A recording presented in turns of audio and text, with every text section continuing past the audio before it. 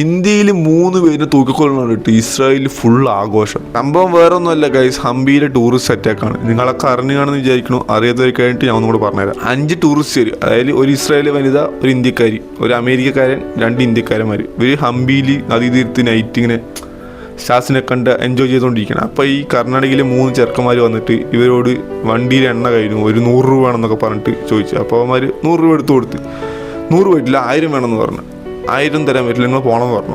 ഈ ടൂറിസ്റ്റുകളുടെ കയ്യിൽ പൈസ എന്ന് പറഞ്ഞാൽ ഈ 3 ചെറുക്കന്മാർ എന്ത് ചെയ്യുന്ന വെച്ചാൽ അവന്മാരെ അറ്റാക്ക് ചെയ്യാൻ തുടങ്ങി. ഈ രണ്ട് ചെറുക്കന്മാർ അടിച്ചിട്ട് ആ പുഴയിലോട്ട് വിടുകയും ഒരുത്തനെ തലമണ്ടയിലോട്ട് എന്തോ കൊണ്ട് അടിച്ചിട്ട് പിന്നെ അവനും പുഴയിലെടുത്തിട്ട് 2 ഗേൾസിനെ റേപ്പും ചെയ്തു. ഇത്രയും കഴപ്പ് ചെയ്തിട്ട് അവന്മാർ അതിനുള്ള പൈസ അടിച്ചു മാറ്റിയിട്ട് ആ പെമ്പിളേനെ റേപ്പ് ചെയ്തിട്ട് പോയി. ഇതൊക്കെ സൗണ്ട് കേട്ട് നാട്ടുകാർ ഓടി വന്ന് ഈ പെങ്കൊച്ചുകളുടെ ഡ്രസ്സൊക്കെ ഇട്ടിപ്പിച്ച് രക്ഷപ്പെടുത്തി. പക്ഷെ ആ 2 ചെറുക്കന്മാരെ വെള്ളത്തിൽ പോണ ചെറുക്കന്മാരെ രക്ഷപ്പെടുത്തി. പക്ഷെ ഒരുത്തിനെ കിട്ടിയില്ല, അവൻ പോയി, അവൻ മരിച്ച്. അങ്ങനെ കുറേ അലഞ്ഞ് അവന്മാരെ പോലീസുകാർ പിടിച്ച് കഴിഞ്ഞ് 11 മാസത്തിന് ശേഷം കോടതി വിധി വരികയും ഇവർ തൂക്കിക്കൊല്ലണമെന്ന് പറയുകയും ചെയ്തു. കാരണം ഇത് റയർ കേസാണ്, ഇത് മൃഗങ്ങളാണ്, മനുഷ്യരില്ല എന്ന് പറഞ്ഞാൽ കോടതി അവന്മാരെ തൂക്കിക്കൊല്ലാൻ പറഞ്ഞു. കാരണം ഇത് എന്ത് മനുഷ്യരില്ല, സത്യം പറഞ്ഞത് ഇത് എന്ത് സാധാരണ സാധനമാണിത്. എനിക്കൊന്നേ പറയാനുള്ളത്, ഇനി ഇതുപോലെ സംഭവം നടക്കാതിരിക്കണമെങ്കിൽ കേട്ടോടണം നെഞ്ചിടിക്കുന്ന ഒരു നിയമം വരണം, അല്ലെങ്കിൽ ഇനി ഇതുപോലെ ചെയ്തുകൊണ്ടേയിരിക്കും.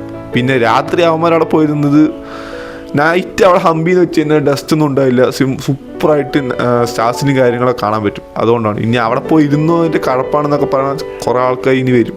അവരോട് എനിക്കൊന്നും പറയാനില്ല. സലാം.